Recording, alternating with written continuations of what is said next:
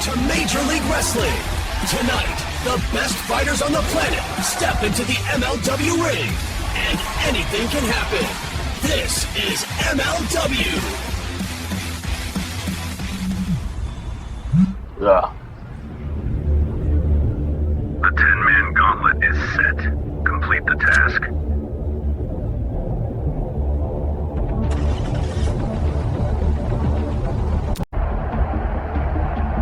Wait a second. Who is that? That's not anyone we've seen tonight. A man in a mask moving through the back like he owns the place. Hey, you good? Somebody call the paramedics, now! Oh, no, that's one of tonight's main event competitors down in the locker room. This does not look good at all.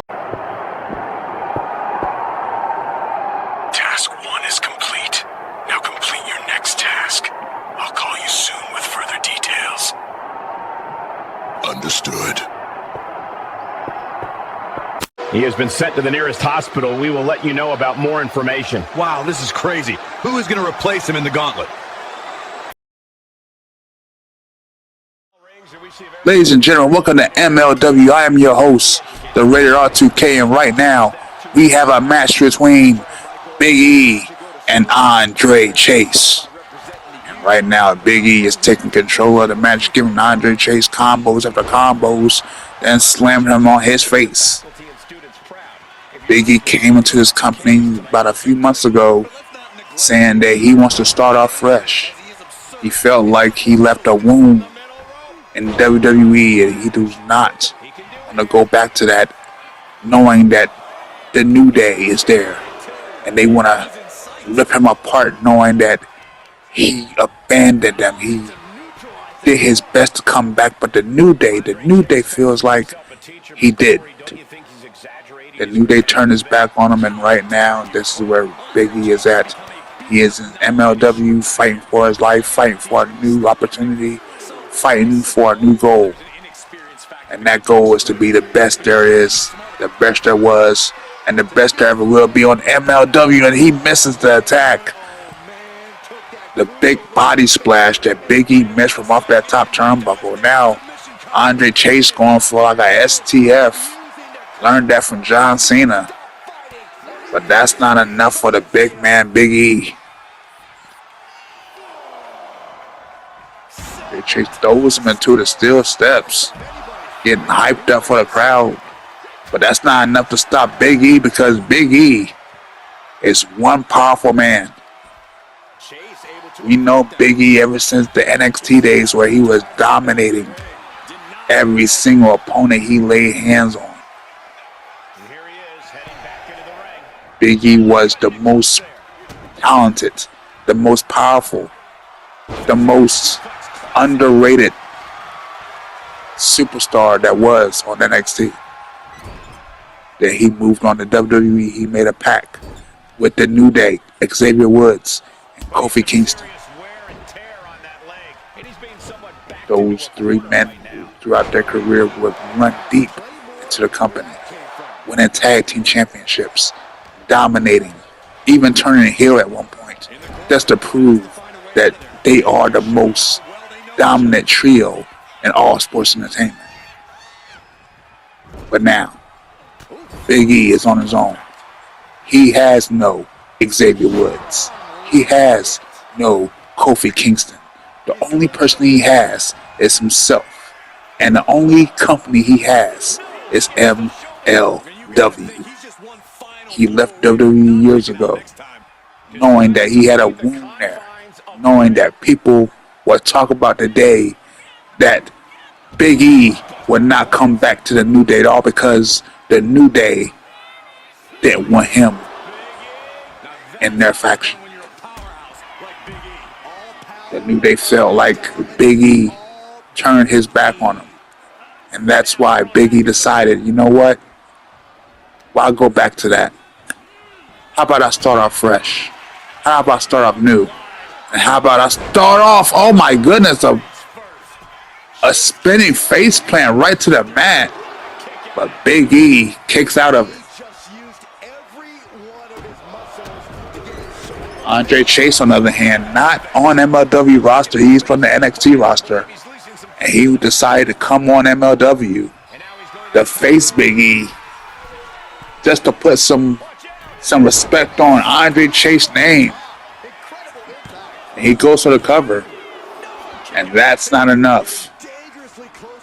Andre Chase said that he is tired of people looking at him like a soft weakling.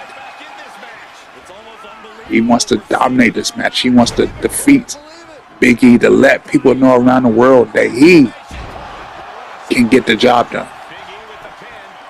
But right now, Big E is going for the pin.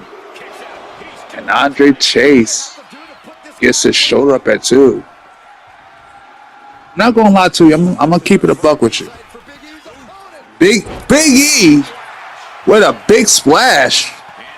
And now Big E, this guy lost the words with Big E looking for that Big E ending, that big ending right there.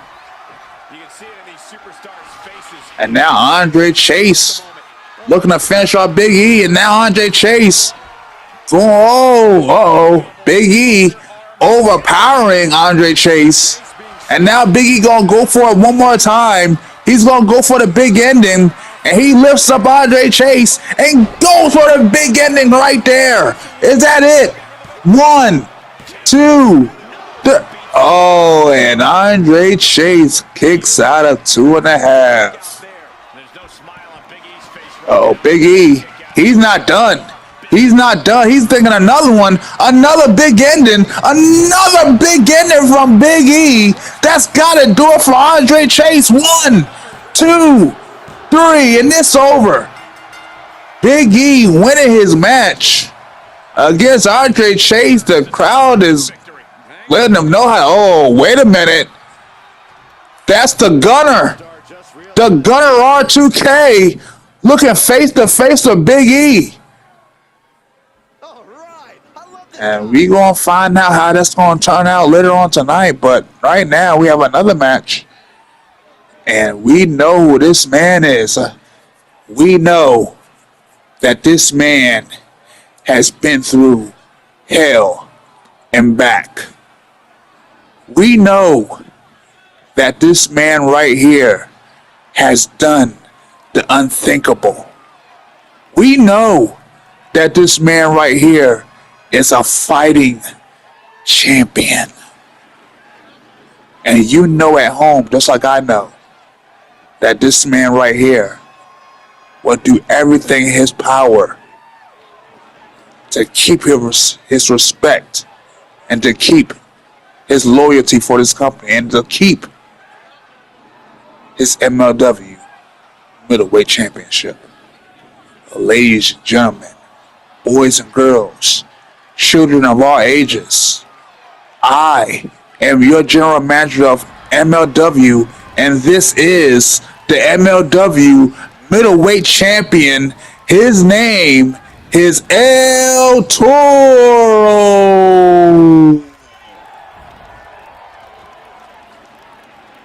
But we look right now, he's got that dark uniform on.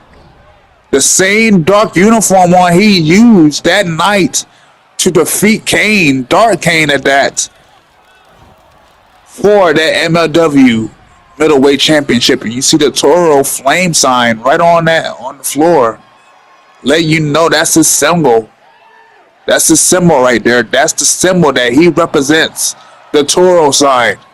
A raging bull, ready to charge and take what's his. El Tauro, one of the greatest to ever do it. The man that came into this company and dominated in a matter of weeks and held that championship for the longest ever, more longer than any other MLW superstar that held that championship. And now he's a two-time, not one, but two-time MLW middleweight champion. See the dark mask that he holds on his face. That T-strong sign that means Tauro strong. This is more like this is the El Tauro. This is Dark Tauro. The man with the dark past, the dark lights, the dark everything about him is just dark. This is Dark Tauro right here. Not regular El Toro, but Dark Tauro. Ever since he faced Kane that night to become a two-time MLW middleweight champion, something changed. You see he still wears this mask, this outfit. Is he comfortable being a Dark Tauro, being the dark person that Kane once was, and then he took that power away from him? Does El Toro enjoy being kind of on the dark side? Dark Tauro managing to do everything on his own here in this company. He has a crew, yes he does. That is the crew that he runs with. Always ready. But right now you see him on his own. You see him doing things on his own. And you see that he has to face this man. A giant. A powerhouse. Yokozuna. One of the strongest, one of the toughest, one of the best to ever do it. Is here on MLW. He's looking to go one-on-one with the MLW middleweight champion, El Toro. Like Bret the Hitman Hart, the immortal Hulk Hogan, and The Undertaker.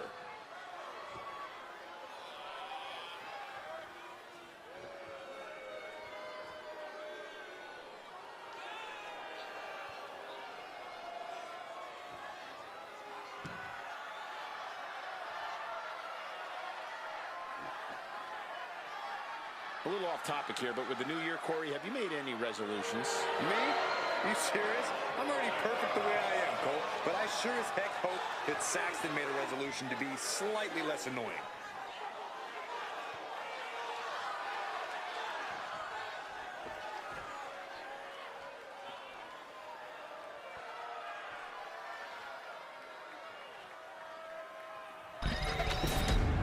All right, let's get down to business. El Toro versus Yokozuna. Look at the size of Yokozuna right there. El Toro tried to go for a clothesline, but nothing happened. And Yokozuna lifts him up and power slams him right on his back. Yokozuna is like Godzilla. Big powerhouse. Looking to dominate, looking to just pound your lights out, looking to take all the air out your lungs with that devastating finisher that he has. El Toro has, and I repeat, has to stay on his feet with this guy right here. And El Toro going for the spinning aerial attack, but El Toro did not connect well. Yokozuna rolling him up for the pin, but El Toro kicks out. El Toro with a kick to the gut, try to go for a punch to the face, and Yokozuna try to do a move right there, but El Toro fighting back and try to go for a slap to the face, but Yokozuna just ate it all up. And now El Toro trying something different here, but Yokozuna pushes him down like he's a doll, like he's nothing more than a rag toy to Yokozuna. And a big clothesline outside the ring, leaving our champion El Toro outside the ring. But that's not going to last long. And that's, see what I mean? El Toro not going to stay down for the count long. Yokozuna throws him to the ropes and gives him a knee right across the stomach. You look at the size of Yokozuna's knees. Now imagine them knees running across El Toro's stomach. Look at the size of him. Yokozuna is the size of an entire Empire State Building. the length and size and everything. Like he is literally an Empire State Building. But El Toro saying, I'm not afraid of any size or any man. That spinning spiral aerial attack connected this time.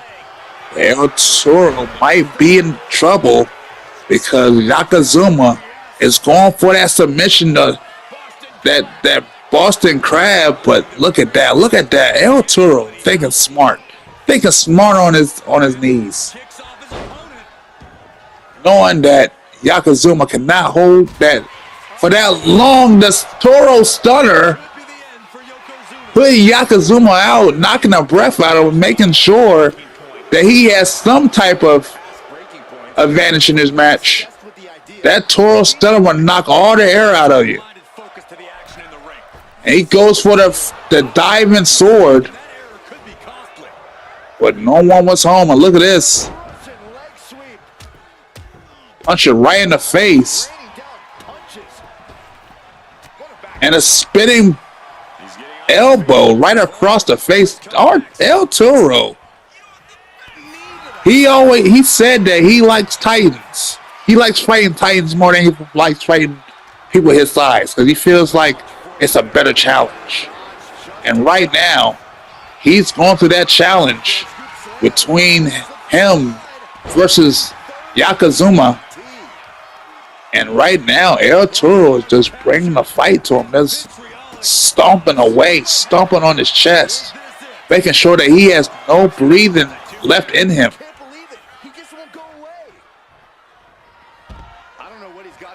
You notice how El Toro was stomping on the chest.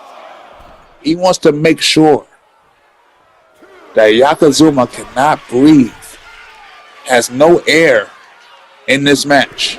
And he goes off the top turnbuckle and hits him with a crossbody. And he tried to kick him in the face right there, but El Toro, too smart, too fast, too furious. See what I did there? But too fast and too furious for Yokozuna. And Yokozuna with that big body splash. Oh my goodness, flattening El Toro. That could be it. El Toro didn't even move. Could this be it for El Toro? 1, 2, and no. El Toro said, you might have flattened me, but I'm still in the fight. And now he's going to take him to the corner. But El Toro fighting him off of him. Goes him to the ropes. Try to go for that drive-by clothesline from hell, but Yokozuna was too smart for that counter. El Toro fighting back here. Kick to the gut. Swings over, turns it around to a neck breaker, a swinging neck breaker. You see Yokozuna holding his neck. El Toro's not done. He's going to go one more time for that diving sword of destiny, and he hits it. Goes for the cover. 1, 2, and Yokozuna still kicks out. Wow. El Toro said, it's time to finish this. It's time to finish it. Kick to the back of the neck. Right to the back of the head almost. Now El Toro with a DDT. You see both men is tired. Look at the size difference. Look at how small El Toro is and how big Yokozuna is compared to each other laying down. Yokozuna is huge. And El Toro is having his way with him. And he's going for that Toro senton. Goes for the cover. 1, 2. And Yokozuna still kicks out. But I think this might be it. I think this might be it for Yokozuna.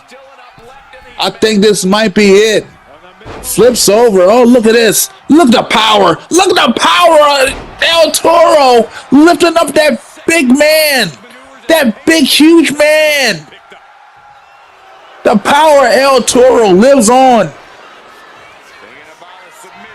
And Yokozuna put him in that Boston crowd once again. But El Toro knows that move so well. Getting out of it. Getting out of harm's way. Kicking Yokozuna off of him. While Yokozuna sliding up to his feet. El Toro tried to go for a pop-up powerbomb. But Yokozuna would have turned it around into a suplex. And El Toro turned it around into a running knee. El Toro getting on the top turnbuckle. And he's going for that 450 splash. 1, 2, 3. And it's over. El Toro taking care of business once again. Congratulations to the champ. Wait, who's the masked attacker? The masked attacker is here. And he just took out El Toro. Ladies and gentlemen, we have to get to the bottom of this. Who is this masked attacker? And why is he focused on El Toro?